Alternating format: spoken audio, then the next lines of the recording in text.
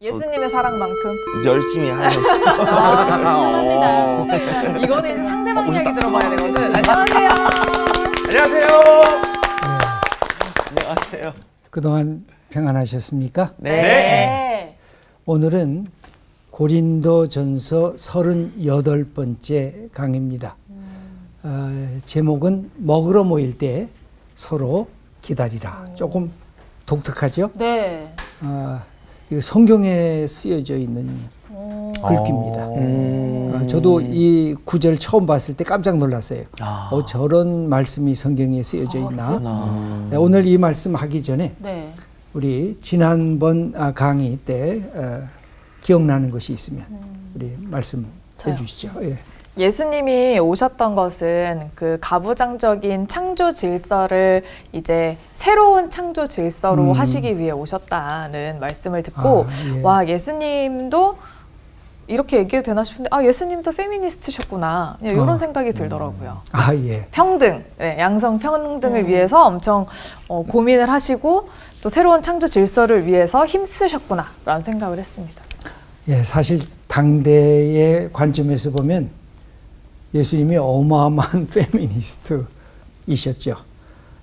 여성, 가장 버려진 여성을 귀히 여기고 너도 아브라함의 딸이다 해가지고 이스라엘 민족의 구원받을 소중한 존재로 이렇게 세워주셨다는 것은 당대의 사고에서 보면 정말 놀라운 예수님의 여인에 대한 접근 방법이었다고 할 수가 있겠습니다. 예. 예. 저는 그 성별보다 동등한 같은 인간임이 먼저다. 인간인데 남자고 인간인데 여자다. 단 가정 안에서는 남편으로서 또 아내로서 성별적인 어떤 포지션이 필요하기는 하다. 네, 그 말씀이 참 기억에 남습니다. 예. 우리 잘 요약을 해줘서 고맙습니다. 인간으로서의 여성, 인간으로서의 남성. 그게 우리가 모든 사람을 대할 때 제일 먼저 갖는 소중한 이 인간관계의 태도라고 생각됩니다. 먼저 여성이다, 먼저 남성이다라고 색깔로 보질 않고 인간으로서의 여성이고 인간으로서의 남성이구나. 그러면 누구를 만날 때도 평안히 만날 수 있고 인간으로서 존중하면서 만날 수 있게 됩니다. 다만 한 남자와 한 여자가 결혼했을 때는 그 안에 가부장적 틀이 깨지는데 사랑으로 서로의 지위를 존중해 주라 라고 하는 그것입니다. 그때 남편이 더 사랑의 이니셔티브를 쥐고 아내를 귀히 여기고 또 아내는 남편을 존중해 주고 그러면 아주 멋진 부부가 되는 것인데 두 분이 지금 그렇게 날로 이렇게 바뀌어지고 성숙하고 있다고 저는 제가 그렇게 옆에서 보면서 느끼고 있습니다. 정확한 견해십니다. 그래서 제가 생각나는 지난주에 그 말씀이 남편들아 아내 사랑하기를 그리스도를 사랑한 것 같이 사랑하라고 하셨던 그 말씀이 정말 생각이 나면서 저희 남편이 좋으시겠어요. 그렇습니다. 더 이제 그렇게 되길 기대하면서 아마 두 분 다 그런 멋진 부부가 되실 겁니다. 감사합니다. 저는 방금 얘기해 주셨던 그 말이 일반 남자한테 얘기한 게 아니라 남편한테 얘기를 하신 거라고 하셨다는 그 말이 되게 새롭게 다가오면서 저 말이 진짜 맞는 말이다. 만약에 그냥 남자한테 하신 말이었으면 어떻게 보면 막 그렇게 하면 막 스토커가 되고 막 그렇게 될 수도 있는 건데 남편한테 하신 말이라는 게 되게 와닿았고 남편이 그렇게 사랑을 해줄 때 그런 그러니까 존경이라든가 그런 사랑받는다는 거나 그런 것들이 따라올 거라는 그런 생각이 들어서 아내한테 더 잘해야겠다라는 생각이 들었습니다. 맞아요. 우리가 이것을 모든 사람에게 그냥 열려진 것이라고 생각하면 남자들은 여자만 보면서 당신은 남자한테 순종해야 돼. 이렇게 막 강요하고 몰아갈 위험성이 너무나 많은 것입니다. 한 남편과 한 아내의 가정 속에서인 것이고 모든 사람은 다 인간으로서의 남자, 인간으로서의 여자. 우리는 인간으로서 하나님의 형상을 받은 존재로서 당당하게 그러나 넉넉하게 사람을 만나면 아주 멋진 하나님의 사람이 될 수가 있습니다. 오늘 수업 고린도전서 38강 먹으러 모일 때 서로 기다리라.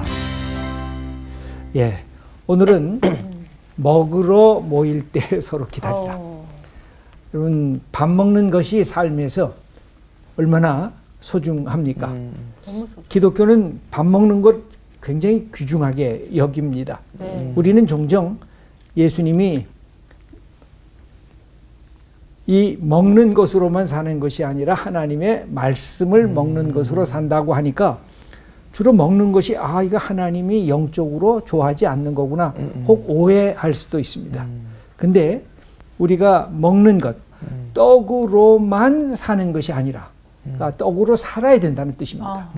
그러나 그것이 거기에만 멈췄을 땐 동물적 인간이 되고 진정한 살아있는 인격적인 인간이 될 수 없다는 뜻이죠. 그러려고 하면 하나님과 우리와의 영적인 말씀을 통한 관계가 열려져야 완전한 인간이 될 수 있다는 그런 뜻입니다. 그럼에도 불구하고 먹는다는 것은 얼마나 소중한지 몰라요. 예수님은 사람들을 만날 때마다 먹는 것을 즐거워하셨던 것 여러분들에게 같이 얘기 드렸습니다. 그래서 오늘은 시를 하나 제가 갖고 왔는데 얼마 전에 김지아 씨가 세상을 떠났습니다. 김지아 씨의 밥이라고 하는 아주 흥미로운 시가 있는데 우리 서연미 님이 천천히 한번 읽어 주시기 바랍니다. 밥은 하늘입니다. 하늘을 혼자 못 가지듯이 밥은 서로 나눠 먹는 것. 밥은 하늘입니다. 하늘의 별을 함께 보듯이 밥은 여럿이 같이 먹는 것. 밥이 입으로 들어갈 때 하늘을 몸속에 모시는 것. 밥은 하늘입니다. 밥은 서로 나눠 먹는 것. 예. 느낌이 어떠세요? 여러분 밥 먹을 때 어떻게 잡수셔야 되겠어요? 같이. 고맙고 감사하면서 더불어 먹는 것. 저는 이 시를 읽다가 밥 대신에 예수님이라고 바꿔놓으면 어떨까? 한번 홍가람님 밥 대신에 예수님으로 해서 이렇게 조금 바꿔서 읽어 보시겠습니까? 네, 알겠습니다. 예수님은 하늘입니다. 하늘을 혼자 못 가지듯이 예수님은 서로 나눠 먹는 것. 예수님은 하늘입니다. 하늘의 별을 함께 보듯이 예수님은 여럿이 같이 먹는 것. 예수님이 입으로 들어갈 때 하늘을 몸속에 모시는 것. 예수님은 하늘입니다. 예수님은 서로 나눠 먹는 것. 예. 어떻게 좀 실감이 오시나요? 네, 예수님이 뭔지 알 것 같습니다. 그 오병이어로 많은 사람들을 먹이셨잖아요. 요한복음 6장 35절을 제가 한번 읽겠습니다. 예수께서 이르시되 나는 생명의 떡이니 내게 오는 자는 결코 줄이지 아니할 터이요 나를 믿는 자는 영원히 목마르지 아니하리라. 아멘. 놀랍게도 요한복음 6장 54절에 보면 이런 구절이 있어요. 내 살을 먹고 내 피를 마시는 자는 영생을 가졌고 그래서 내 살과 피를 먹고 마셔야 너희들에게 생명이 있다. 이것이 이제 성찬식하고도 성만찬하고도 이제 관련이 되는데 이 부분은 다음번 강의 때 조금 더 자세하게 하도록 하겠습니다. 그래서 예수님을 먹고 마셔야 신앙이 갖고 있는 참된 생명의 신앙을 간직할 수가 있습니다. 예수님의 인격을 우리가 받아 먹어야 되고 예수님의 말씀을 받아 먹어야 되는 것입니다. 먹는다는 것은 생명을 창출하는 것과도 같은 것이기 때문에 그런 것입니다. 이런 생각을 하시면서 오늘 말씀을 함께 묵상했으면 좋겠습니다. 이런 글귀를 성경에서 본 적이 있으십니까? 먹으러 모일 때 서로 기다리라. 그리고 이 성경 구절이 딱 쓰여져 있더라고요. 제가 대학교 다닐 때 이야기예요. 수련회를 갔는데 식당에 먹으러 모일 때 서로 기다리라. 와. 그리고 성경 고린도전서가 쓰여져 있는 거예요. 진짜 저게 성경에 쓰여져 있는가? 성경에 저런 재밌는 말도 쓰여져 있는가? 저는 그때 그런 생각을 했습니다. 오늘 본문 말씀이 바로 이 말씀을 여러분들에게 제시해 주려고 하는데, 우선 먹는 것을 얘기를 하겠습니다. 오늘 아침 드시고 오셨습니까? 네. 아이고, 배고프시겠습니다. 네. 네. 배가 좀 고픕니다. 예. 점심 드실 겁니까? 네. 어떻게 기대가 됩니까? 너무 네. 기대돼요. 예.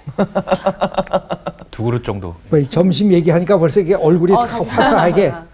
밝아집니다.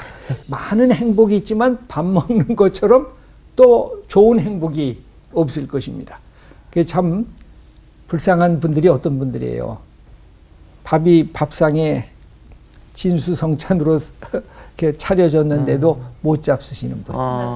그것도 한 숟가락 하다가 멈춰 서시는 분. 그 다음에 소화가 안 되셔서 난 잘 못 먹어. 그런 분들 보면 안타깝잖아요. 맞아요. 네. 이 먹는 즐거움. 아니, 예수님도 먹고 마시는 즐거움을 마음껏 누렸는데 예수 믿으면 먹는 즐거움, 이걸 누려야 돼요. 네. 그래서 집에서 아내가 밥상을 차리면 밥 투정하면 안 되고, 네. 우리 아내가 차려주면 무조건 열심히 싹싹 다 비우죠. 맛있어서 비웁니다. 아, 예. 예, 아주 요리를 잘하는가요? 요리 잘합니다. 아, 잘해요. 야. 그래서 우리가 먹을 때 즐겁게 먹고, 먹을 때 감사하게 먹고, 먹을 때 행복해지는 것. 이 밥 먹는다고 하는 것은 가장 따뜻한 친밀성이 있는 것입니다. 여러분, 친구가 아니면 사실 밥 먹게 안 됩니다.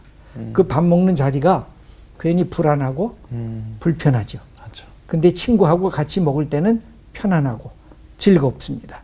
그래서 기분 좋은 유대감을 만들어주는 게 밥 먹는 것이고, 마음의 평안함과 위로를 주는 게 밥 먹는 것이에요. 그러니까 기독교 이 신앙은 먹는 것을 굉장히 중요시 여기는데, 코로나19 때문에 교회가 뭘 닫았어요?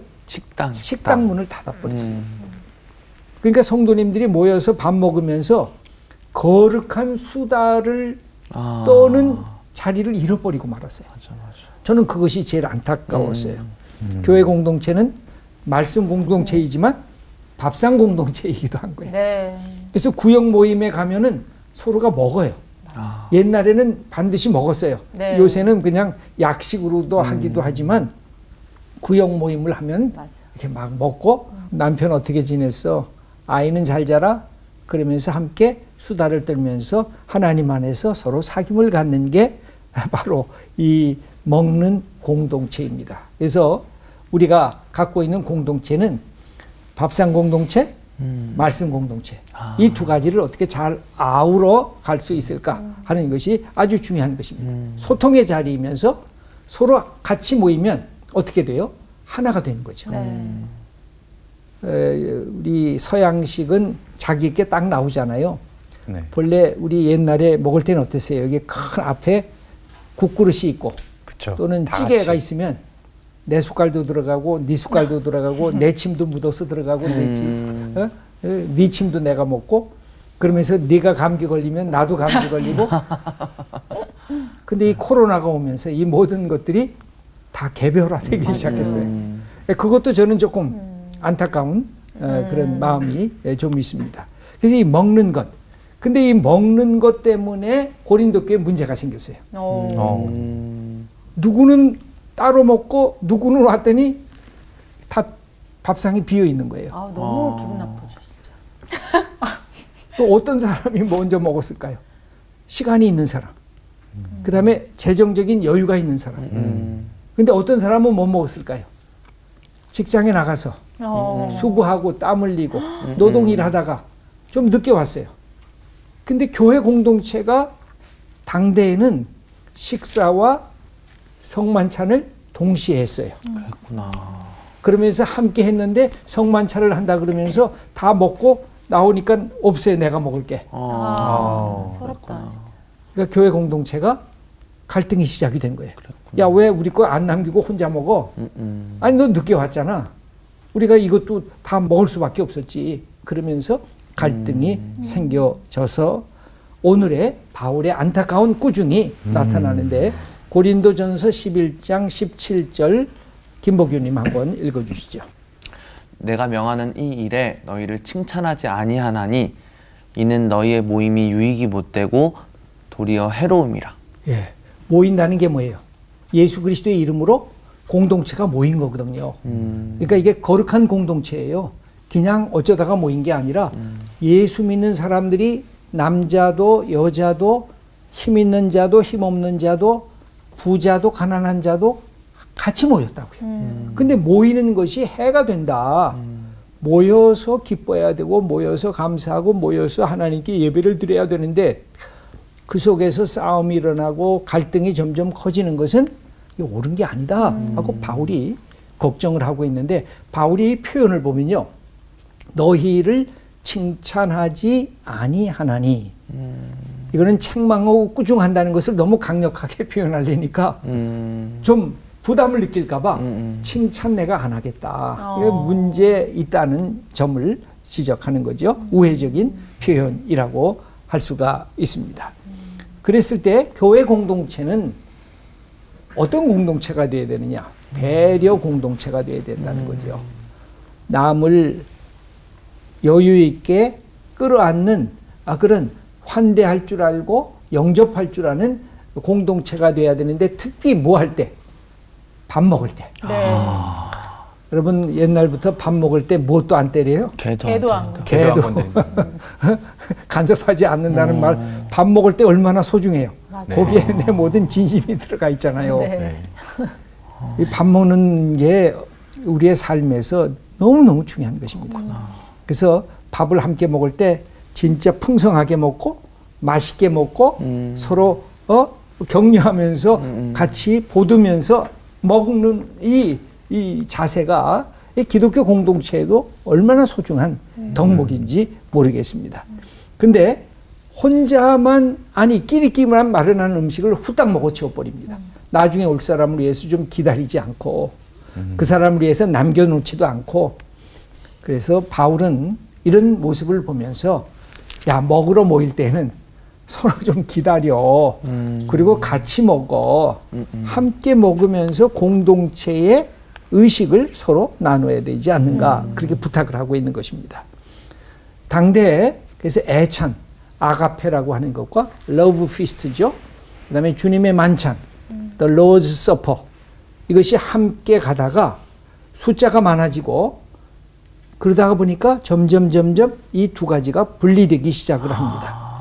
세월이 흐르면서 주님의 만찬은 예전적인 형식으로 바뀌어지게 되죠. 네. 지금 오늘날 우리가 성만찬 할 때 밥을 먹지 못하잖아요. 네. 그건 따로 먹고 성만찬은 하나의 기독교적인 거룩한 예식으로 그렇게 따로 남게 된 것이 점점 그런 현상이 나타나게 된 것입니다. 이런 모습을 보면서 바울은 너무 안타까운 것입니다. 어떻게 먹는데 너희들이 서로 분열하느냐.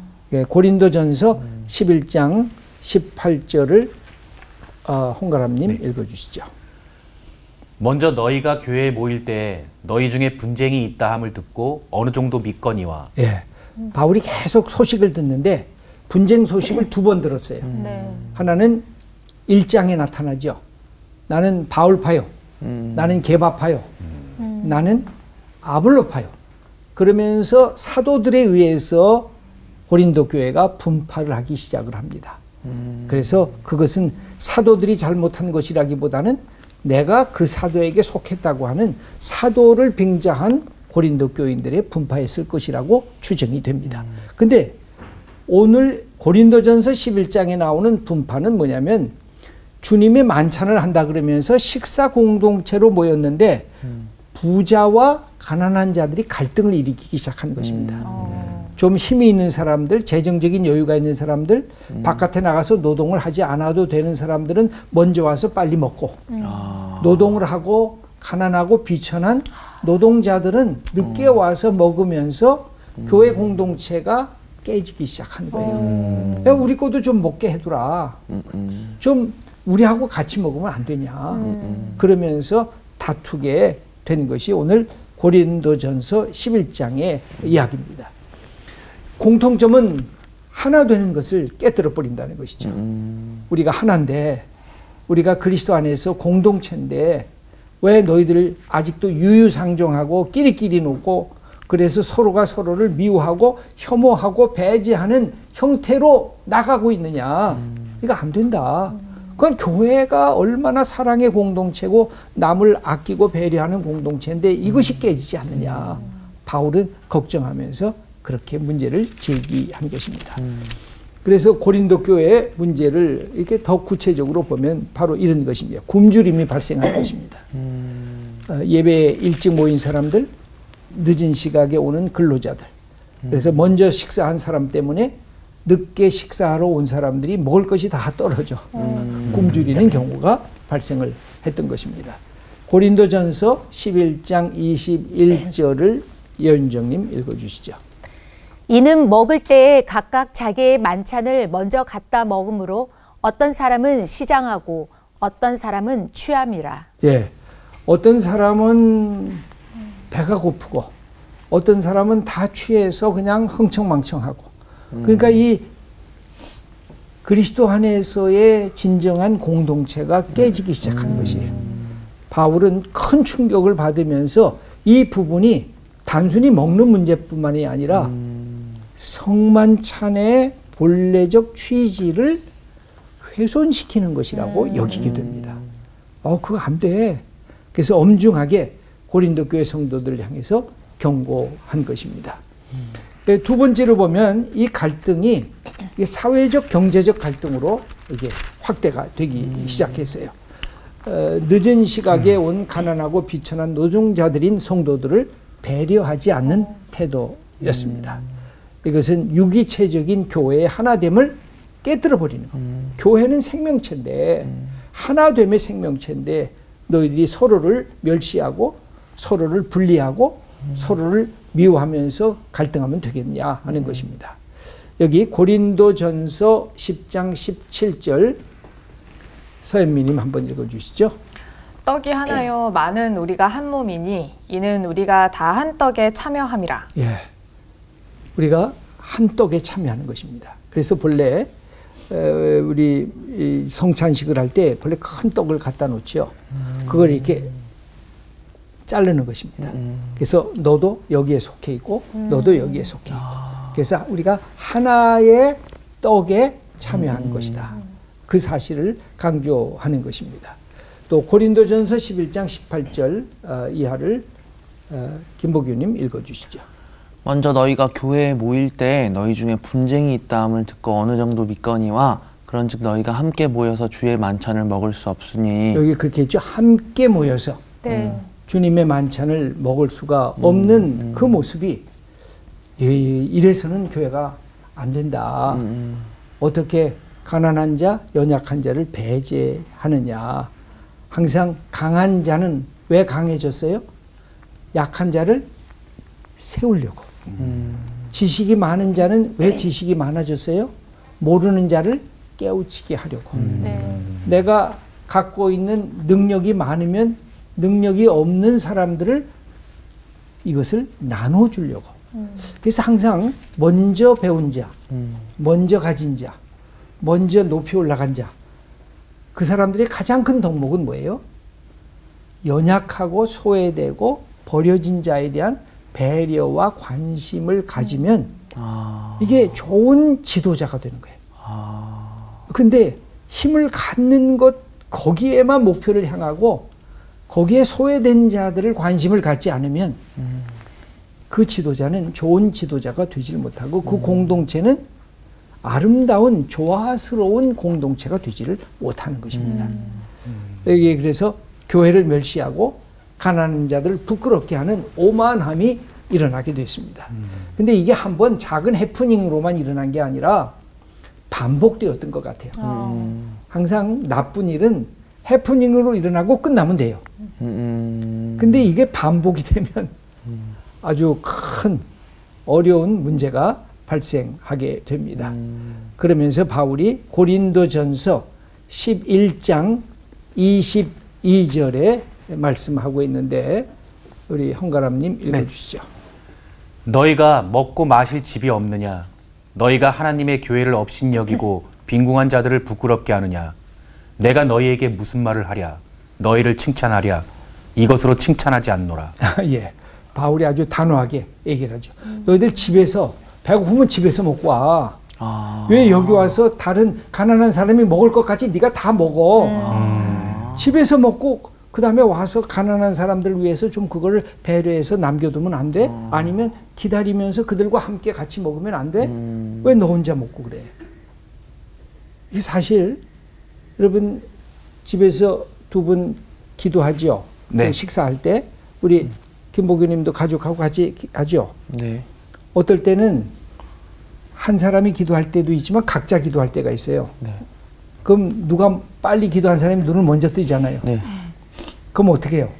기다려야죠. 내가 저기 좋은 거 있는데 내가 먼저 먹고 싶은 마음이 생기는 거예요. 근데 이게 부부니까 서로 사랑하니까 그런 문제가 발생을 안 하는데 이게 사람이 많을 때는 그렇잖아요. 그렇구나. 우리가 식사할 때 보면 저게 좋은 게 몇 가지가 있어요. 네. 그러면 내 손이 먼저 가잖아요. 그러니까 먹는 것만큼 본능적인 게 없어요. 보통 때는 아무리 점잖은 분들도 먹는 거가 딱 시작이 되면 그때는 전부 다 예, 일종의 이 쟁탈전이 벌어지는 거예요. 그만큼 먹는 게 중요해요. 그래서 먹는 거를 양보할 수 있는 것이면 최고의 사랑이에요. 다 주는 거. 우리 엄마 아버지들이 자녀들을 키울 때 어떻게 해요? 내가 먹는 거, 야 아들아 네가 먹어라, 딸아 네가 먹어라. 이게 어머니의 사랑이고 아버지의 사랑이거든요. 저는 동물의 세계를 종종 보면서 와, 동물이 새끼를 키울 때는 자기가 안 먹고 있잖아요. 늑대 같은 경우는 가서 잔뜩 배불리 온 다음에 새끼가 막 다가오면 먹은 거를 다 쏟아내요. 난 진짜 신기해요. 그거 보면. 그러니까 자식이 자라날 수 있는 것, 새끼가 자라날 수 있는 것의 가장 결정적인 것이 뭐예요? 먹는 것을 내어놓는 거예요. 왜 엄마가 아빠보다 더 위대하게 느껴지는 것 이해가 되세요? 네. 우리는 태어나자마자 뭘 먹어요? 젖. 엄마 젖을 먹거든요. 아빠 젖 안 먹잖아요. 못 먹죠. 나오지도 않지. 네. 근데 만약 아버지가 어릴 때부터 우유를 많이 주고 이렇게 아이를 먹이면 엄마보다 아빠를 더 좋아해요. 왜냐하면 자기가 품에 안기면서 먹었던 기억이 사랑의 기억으로 남거든요. 그렇구나. 그러니까 이 먹는다는 게 얼마나 소중한 것인지 몰라요. 그래서 함께 먹을 때, 아, 이 사람은 나의 좋은 친구구나. 또 먹을 때, 아, 이거 자네가 하나 더 먹지.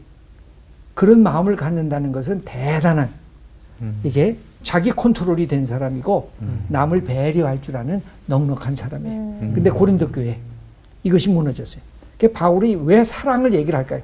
이제 고린도전서 13장에 가면 사랑장이 나오잖아요. 네. 고린도 교회가 풍성한 것이 너무 많아요.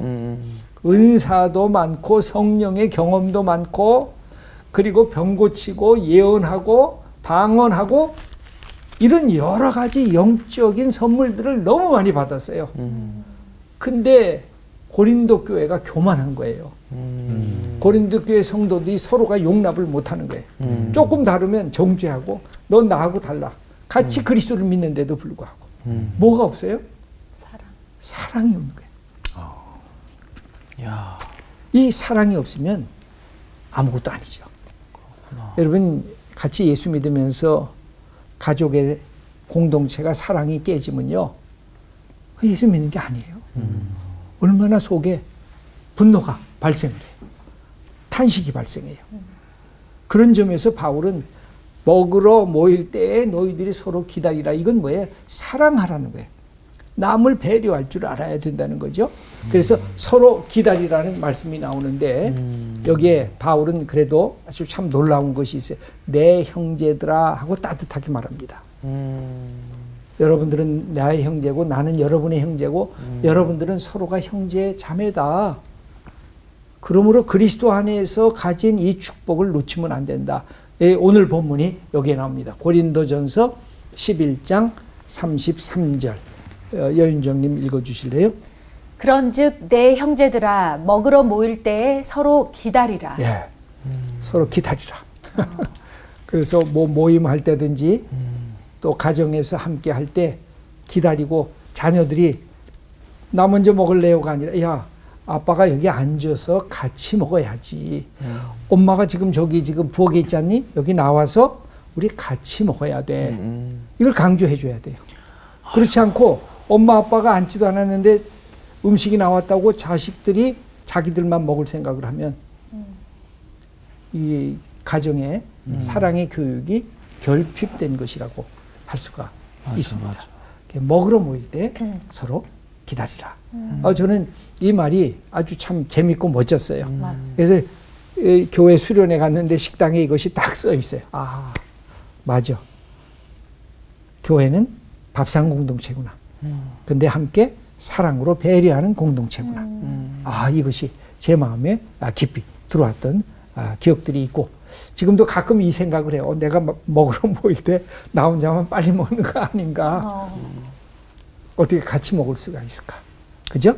네. 이게 아주 좋은 삶의 태도라고 보여집니다. 예. 아까 선생님께서 말씀하셨듯이 이제 가진 자들, 넉넉한 자들이 먼저 와서 먹고 노동을 하고 온 자들, 가난한 자리에 늦게 와서 이제 먹지를 못하고 그걸 뭐 이제 딱 단정지어서 얘기하면 뭐하지만 그게 지금까지도 어떻게 보면 부익부 빈익빈이라는 이름으로 이렇게 가고 있는 상황인데 근데 참 그 지점에서 어려운 게 그건 것 같아요. 이게 덕목이긴 하지만 강제성을 띌 수도 없는 거지 않습니까? 네. 그런 점에서 이 성경 또는 하나님은 어떻게 말씀을 하고 계시는지 그런 어떤 강제성과 덕목 사이에서 예, 그 궁금합니다. 그래서 기독교의 덕목에 있어서 가장 중요한 부분이 자발성과 자율성입니다. 그러니까 이 자발성과 자율성은 뭐가 없으면 안 되느냐면 사랑하는 마음이 없으면 안 되게 되어져 있습니다. 사랑하게 되면 내가 먼저 도와주고 싶은 거예요. 내가 어떤 여인을 사랑하면 저 여인이 뭐가 부족하지? 저 목마른 것 같아. 그러면 금방 물 떠다 갖다가 줘요. 내 아들, 내 딸이 어딘가 가서 넘어졌으면 누가 먼저 가요? 엄마, 아빠가 먼저 뛰어가요. 어디 다친 데 없냐고. 그 왜 그래요? 사랑하기 때문에 자발성과 자율성이 생겨요. 그러니까 이런 부분들은 결국 예수 그리스도에 대한 그분이 나를 사랑한 사랑으로 이게 시작이 될 수밖에 없어요. 그 점에서는 늘 한계성이 늘 현실적으로는 존재하고 그것 때문에 현실적으로 갈등과 미움과 서로의 다툼이 항상 상존할 수밖에 없는 이유도 바로 거기에 있어요. 완벽하게 그것이 열려지지를 못하니까. 예. 그래서 여기 마지막으로 연약한 자를 환대하고 배려하는 축복. 우리가 갖고 있는지 약자를 배려할 줄 아는 사람이 복이 있습니다. 강한 자에 대한 저항도 중요하지만 연약한 자를 보살필 줄 아는 그 마음이 있을 때 그 사람이 진정한 강자가 되는 것입니다. 네.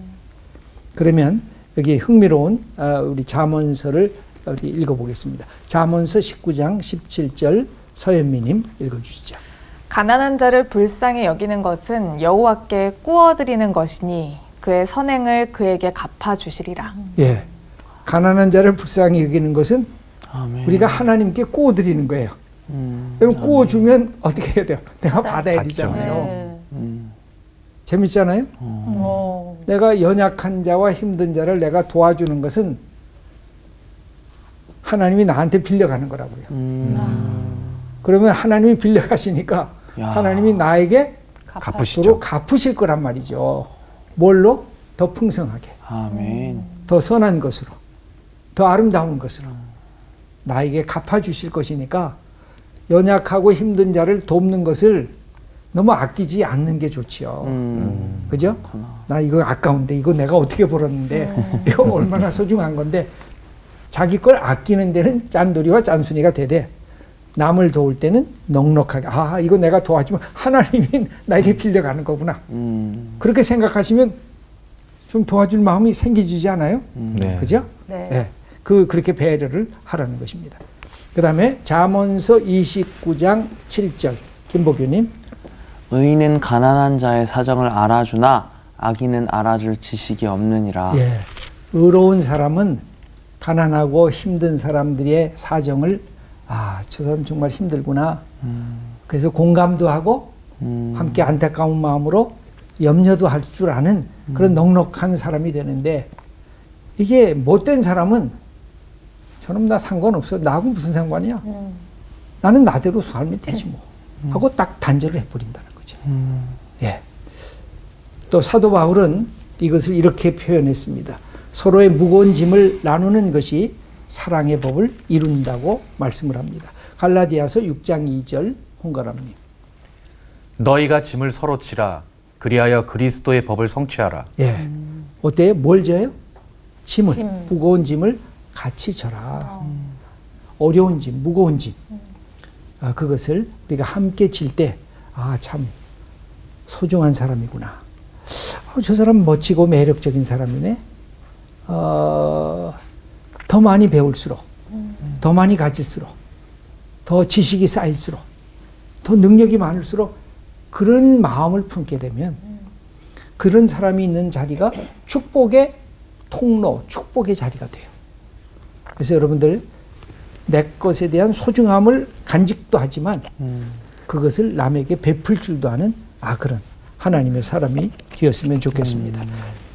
제가 만약 남을 깊이 배려하는 사랑이 없다면 우리가 교회에서 행하는 예배도 성경 공부도 성만찬도 구제와 봉사도 그리고 선교도 다 허망한 일일 뿐인 것입니다. 교회란 예수 그리스도 안에서 생명체처럼 서로 유기적으로 연관되어 하나의 몸이 된 거룩한 공동체입니다. 늘 기억하고 또 우리의 가정도 그렇습니다. 이런 부분으로 우리가 이웃을 배려하고 함께 품고 나눌 수 있는 그런 믿음의 사람이 되기를 원합니다. 마지막 우리에게 적용을 해보면 우리 사회에서 발생하고 있는 소위 갑질. 갑질은 누가 하죠? 가진 자들. 힘 있는 자가, 가진 자가 합니다. 갖지 못한 자, 힘 없는 자를 막 억누르고 조롱하고 자기 마음대로 휘두르는 거. 우리가 그때는 조금 저항할 필요도 있어요. 그거 안 됩니다. 그렇게 해서는 안 됩니다. 그 다음에 상대방에 대한 존중, 그리고 함께 나눔의 넉넉한 여유가 우리에게 있는가. 여러분 사람을 만날 때 제일 중요한 것이 그 사람을 존중하는 마음으로 만나시면 좋아요. 모르는 사람을 만날 때도 내가 이 사람 존중하면서 말을 건네면 돼요. 그러면 친구가 돼요. 그러니까 친구가 없다고 하는 것이 아니라 친구가 되지 못한 거죠. 내가 상대방을 존중하면서 말을 건네든지 함께 식사를 하면 좋은 친구가 저절로 돼요. 네. 근데 내가 상대방을 존중하지 않고 이 사람 내 거 뺏어갈래나? 이 사람 나 가까이 오지 마. 그럼 친구가 사라지게 돼 있어요. 좋은 친구를 만나는 비결은 상대방을 존중하면서 함께 나눌 배려심을 가지면 아주 소중하고 멋진 하나님의 사람이 되고 이 땅에서도 참 축복의 통로로 아주 귀하게 쓰임받는 사람이 될 것입니다. 오늘 강의는 여기까지 마치겠습니다. 감사합니다. 감사합니다.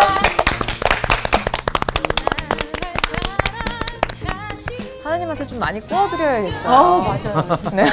그래야 나중에 더 많이 넉넉하게, 더 풍족하게, 더 선한 걸로 돌려주신다니까. 그러니까 하나님이 기브 앤 테이크가 또 확실하신 분이어가지고. 그렇죠. 네. 하지만 우리가 기부하는 건 정말 미약하지만 항상 큰 걸로 주시는 분인 걸 풍성하게. 믿고 우리가 이번 주도 많이 구워드리는 한 주 보냈으면 좋겠습니다. 네, 맞아요. 하나님께서는 복리자로 주시는 분이니까. 네, 그거보다 더 주시죠.